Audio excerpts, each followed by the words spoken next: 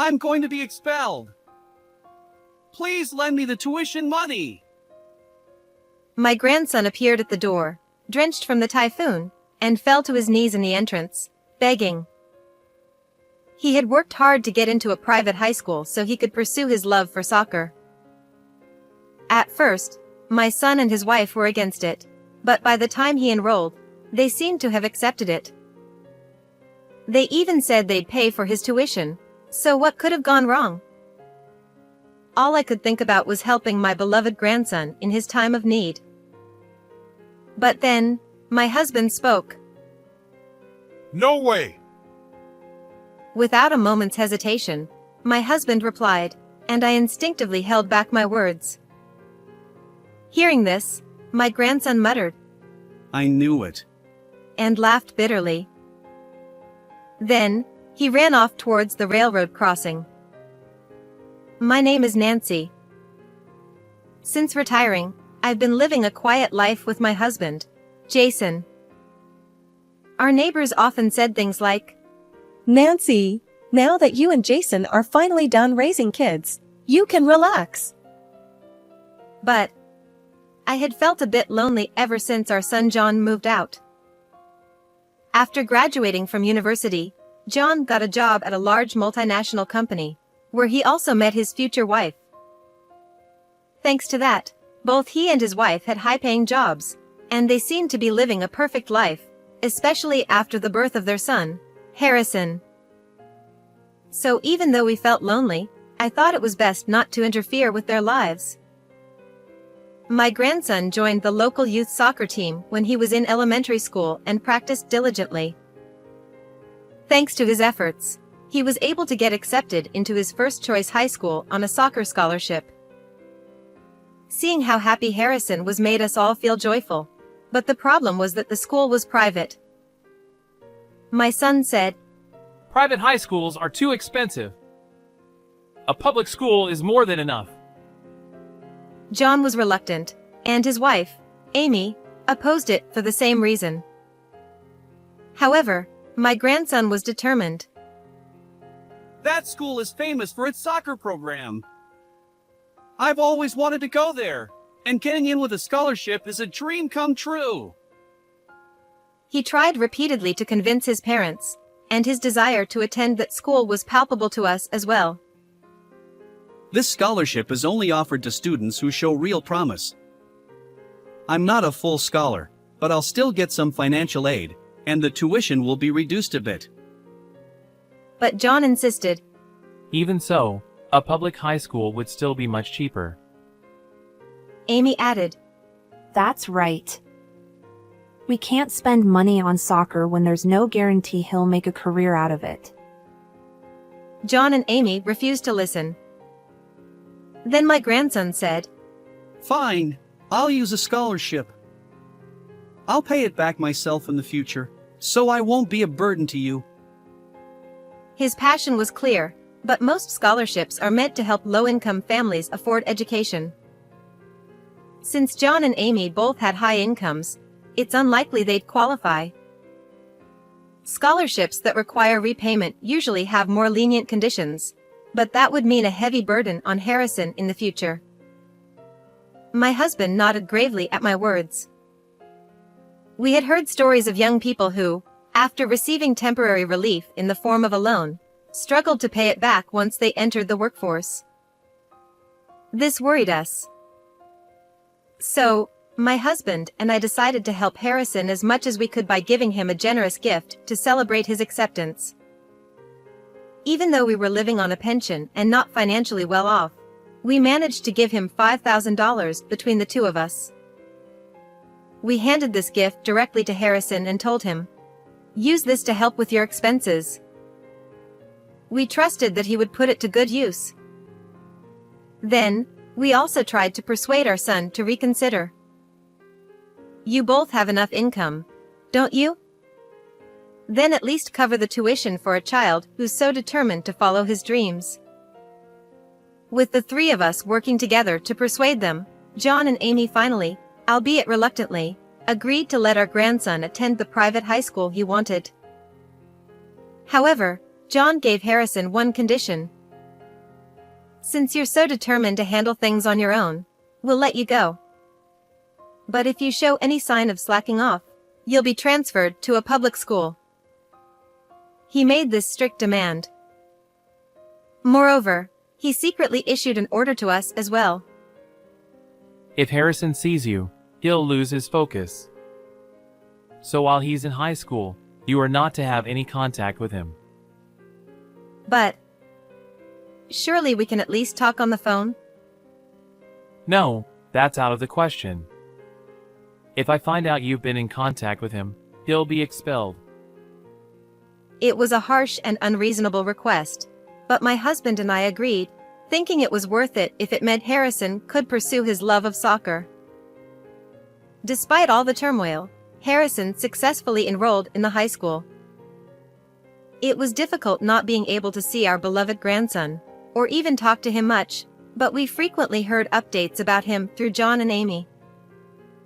According to John, Harrison was enjoying his high school life, and just knowing that gave us peace of mind. Even though he's only a first year and can't yet play in matches, it seems he has a good chance of becoming a regular player in the future.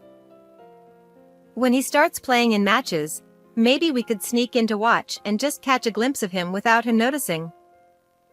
I'm sure that would be okay. My husband and I looked forward to the day when we could see him play. However, just as Harrison, who was said to be spending all his time practicing, had finished his summer break and the new term had just begun, something unexpected happened. A typhoon had made landfall that day, with fierce rain and wind raging since morning, and it hadn't calmed down even by nightfall.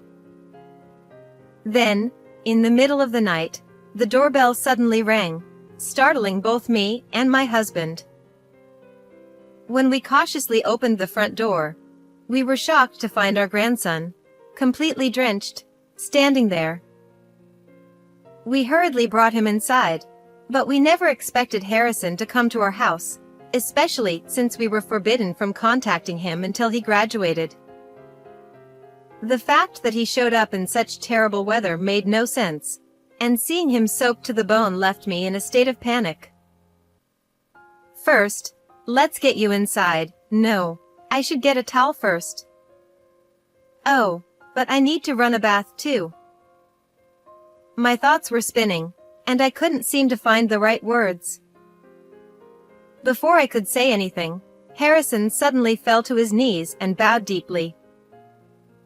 I'm going to be expelled if I don't pay the tuition, so please lend me the money. Ever since Harrison showed up at our door, I had been in a constant state of shock. I couldn't help but remember how John and Amy had initially opposed his attending a private high school because of the cost. I'm sure they agreed to pay the tuition in the end, even if it was conditional. What on earth is going on? Could they have broken their promise? They both have good incomes, so no matter how expensive it is, it shouldn't be that much of a burden. It would be heartbreaking to make him give up after he worked so hard to get into that school. Just as I was about to offer to cover the costs ourselves, my husband spoke up. No! He answered so quickly that I missed my chance to speak. I knew it. Harrison muttered under his breath, then suddenly burst into laughter. It wasn't a happy laugh, it was dry, almost despairing, which sent a shiver down my spine. I wanted to say something, but his strange behavior left me speechless. Before I could find the right words, Harrison abruptly stood up and dashed out into the storm. Wait, hold on. The rain and wind are terrible out there. I shouted as my grandson ran off into the storm without hesitation. I tried to stop him, but as I looked in the direction he was heading, I realized something that made my blood run cold. That's the direction of the railroad crossing, isn't it? Under normal circumstances, this wouldn't have been cause for alarm, but at that moment, I wasn't sure of his intentions or if he was even really going there. However, Harrison's behavior was clearly unusual, and I couldn't shake the feeling that something terrible might happen. My husband must have been thinking the same thing because he rushed out after Harrison with a look of panic on his face. And I quickly followed. Harrison was an athlete who got into high school on a sports scholarship, a physically fit young man. Under normal conditions, no matter how hard we tried, there was no way we could have caught up to him.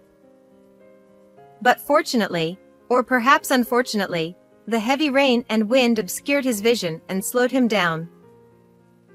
Thanks to this, my husband and I, who knew the area well, managed to catch up to him before he could reach the crossing. Leave me alone already! Harrison shouted. Listen to us. We never said we wouldn't help you at all, I replied, trying to calm him down. My husband isn't much of a talker and often struggles to express himself, but I knew better than anyone how kind-hearted he truly is. So I was certain that he had a reason for refusing Harrison earlier. We may not be as wealthy as John and Amy, but we'll do everything we can to help you, I assured him. Talk is cheap! What you said earlier, that was your real feeling, wasn't it? Harrison still didn't trust us. I usually stepped in to speak for my husband when necessary, but I regretted being too shocked to respond earlier. All adults are just greedy. You probably still think of me as a kid and are going to abandon me, He accused, his tone harsh and accusing. His words troubled me, but given the situation, there was no time to dwell on it. Let's get out of this storm before you catch a cold. We don't know what could come flying at us in this weather, and I don't want you getting hurt. Let's go back home, I suggested, trying to keep things calm. After a moment, Harrison finally agreed and followed us back without further resistance. Once inside the house, after warming up and changing out of his wet clothes, Harrison seemed to regain some composure. When we spoke again, he was much calmer and more willing to talk. He explained that he hadn't been running toward the railroad crossing after all. He had intended to go to the train station but had mistakenly gone the wrong way due to the poor visibility. I felt betrayed when Grandpa turned me down. Harrison confessed with a wry smile. I just didn't want to stay here anymore, so I started heading home. But then I realized it wouldn't make any sense to go to the station. At that moment, my husband and I suddenly realized that the trains weren't even running because of the typhoon. It hit us how overly panicked we'd been, and we couldn't help but laugh at ourselves. Still, knowing that Harrison hadn't been planning anything drastic was a huge relief.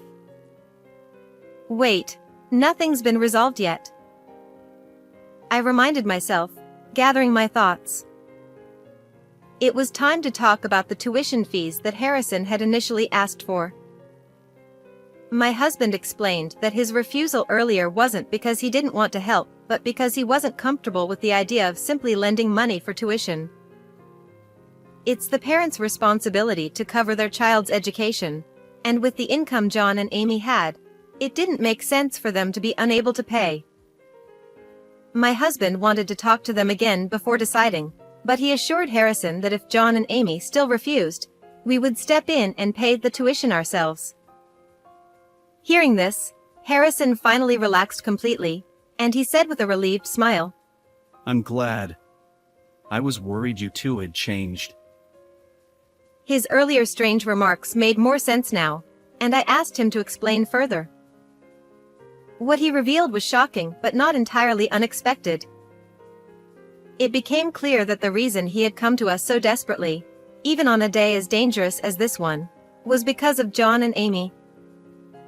Once we understood the full situation, my husband and I resolved that we couldn't forgive them for what they had done.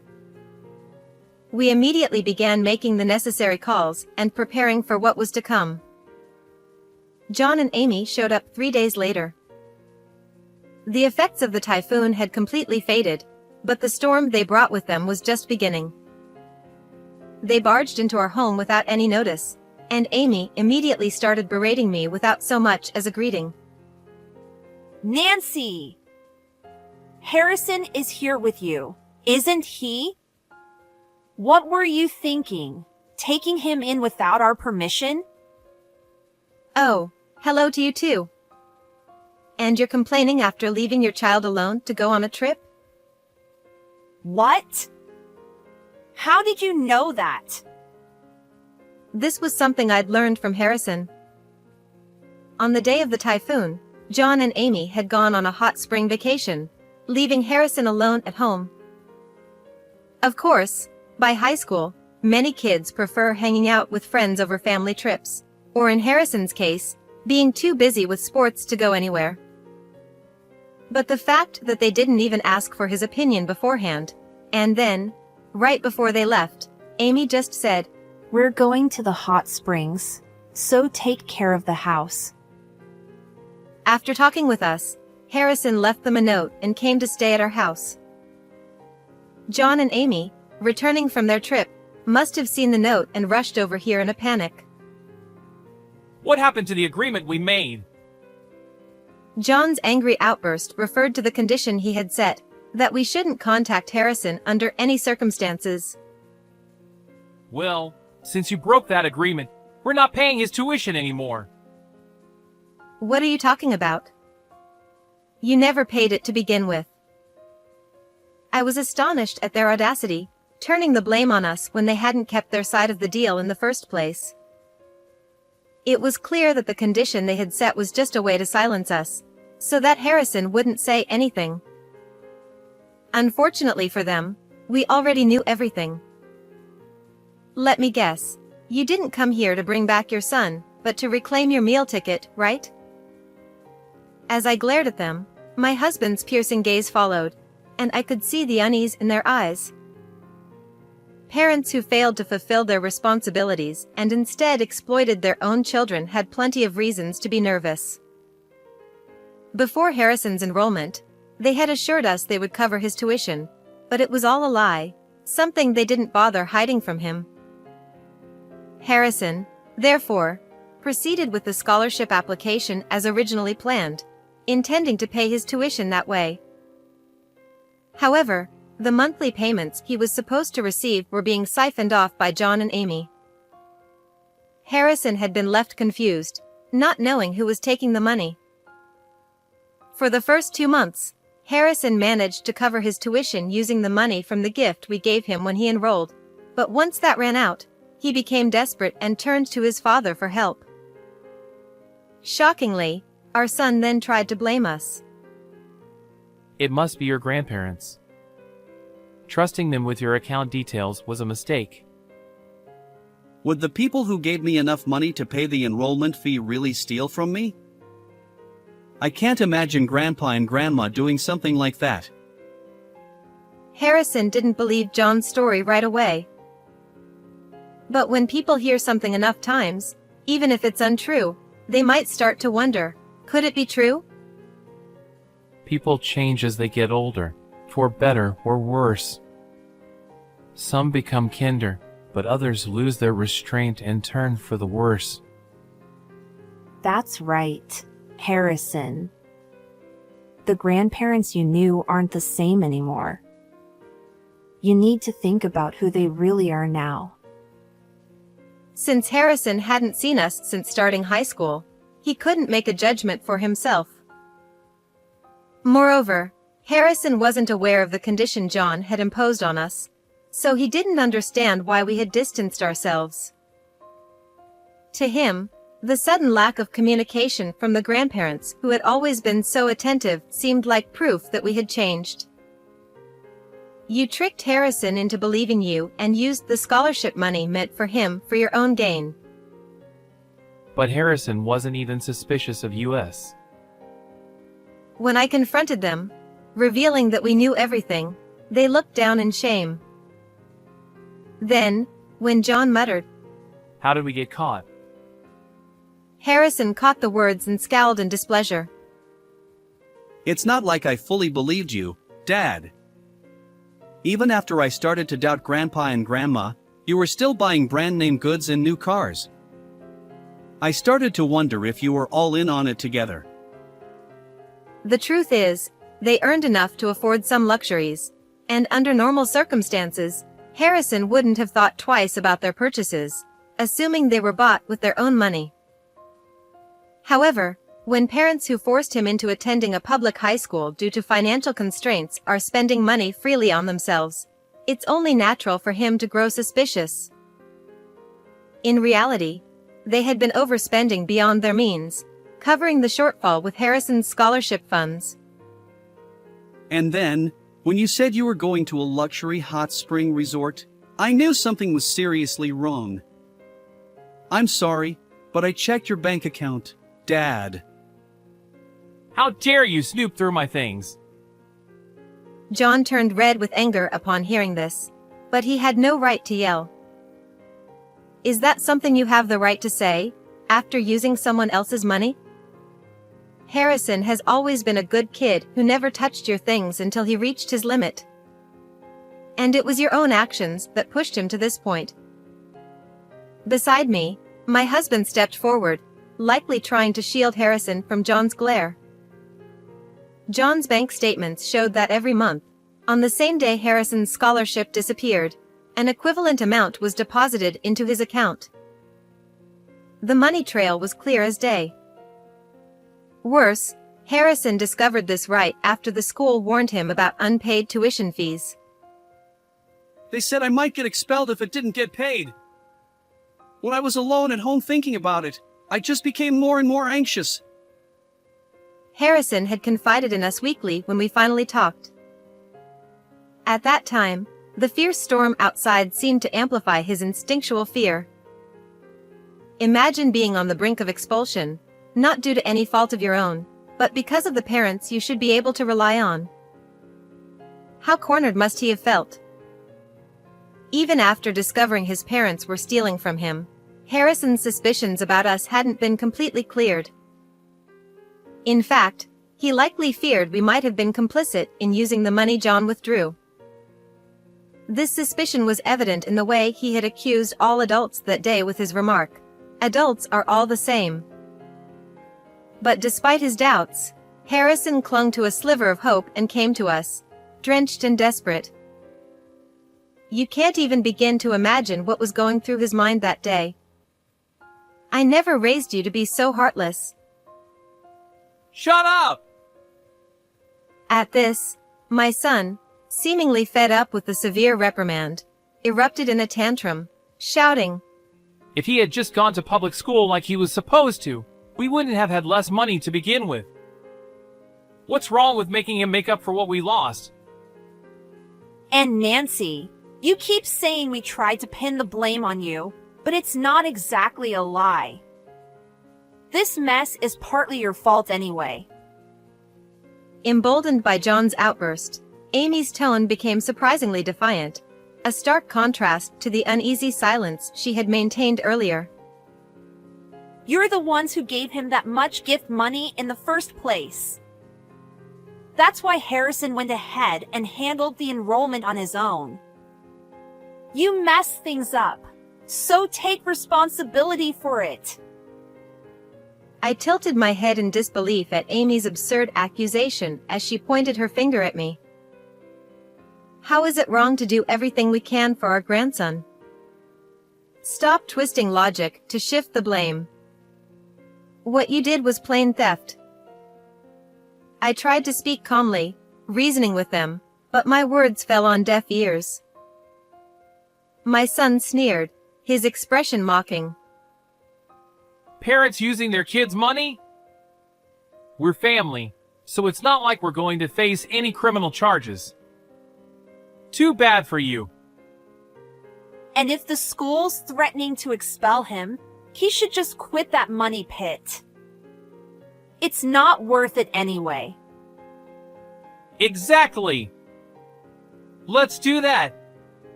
Watching the two of them, perfectly in sync as they plotted together, made it clear that this was all part of their calculated plan.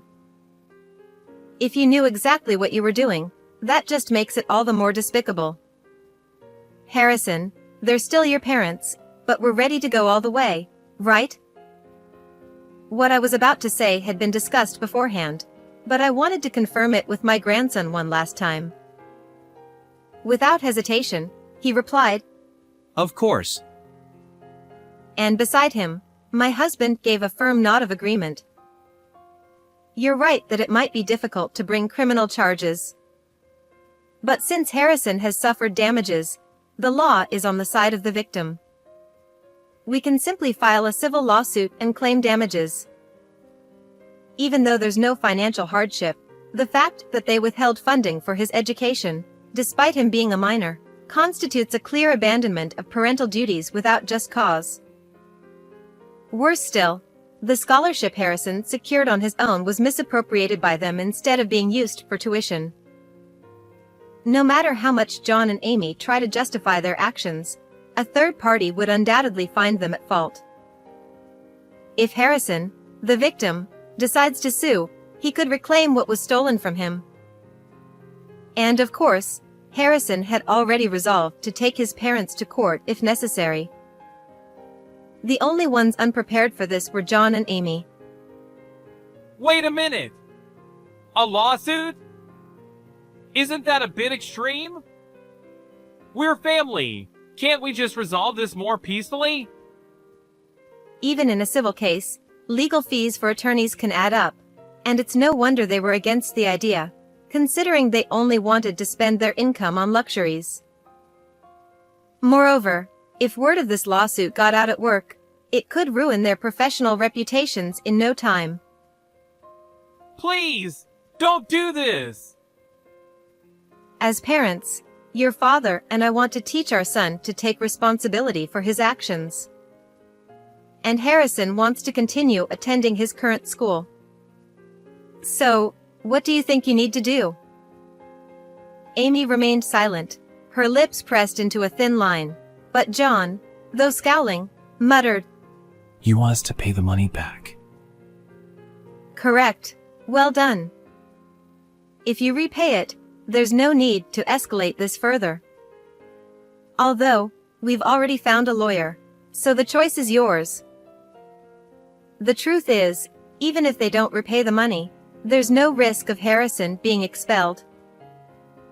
As soon as the typhoon passed, I contacted the school and resolved the issue. The mention of expulsion wasn't an immediate threat, but rather a potential outcome if the fees remained unpaid. The school had misunderstood the situation, assuming that despite being financially well off, we were trying to dodge the tuition fees. This led to them issuing a severe warning, which made Harrison feel like he was on the verge of being expelled. However, once I explained the situation to the school, they quickly understood. They agreed to hold off on any action until the matter with John and Amy was settled. Even in the worst-case scenario where we couldn't get them to pay, Harrison still had us to rely on. My husband and I were prepared to cut back on our own living expenses to support him. Of course, we had no intention of sharing this with John and Amy. After all, everything we did was for Harrison, and we had already decided not to forgive the two who caused all this trouble, no matter what they said. You'd better return the money that rightfully belongs to Harrison, and start paying his tuition. Otherwise, we'll be taking this to court, I firmly declared, locking eyes with the now uneasy couple. In the end, they paid back every penny they had embezzled and covered the tuition fees, even if it meant taking out loans. It seemed they were desperate to avoid a lawsuit. However, as the saying goes, news travels fast. Somehow, word got out about Harrison nearly getting expelled over unpaid tuition and about John and Amy taking on debt. Their company pays them well, so naturally, people started wondering how they could be in such financial trouble. While it hasn't been revealed that they spent Harrison's scholarship, rumors began circulating about their extravagant spending habits and speculation about what shady things they might have been spending on. Despite the rumors, they can't afford to leave their high-paying jobs, so they continue working there, albeit with a growing sense of unease. Since then, Harrison has said, I don't feel safe living with parents I can't trust. and has been commuting to school from our house. He's still deeply involved in soccer, and although the training is tough, he seems full of life. Seeing him so vibrant, my husband and I are determined to protect and support him. How did you like this story? Don't forget to subscribe to our channel. We'll see you in the next video.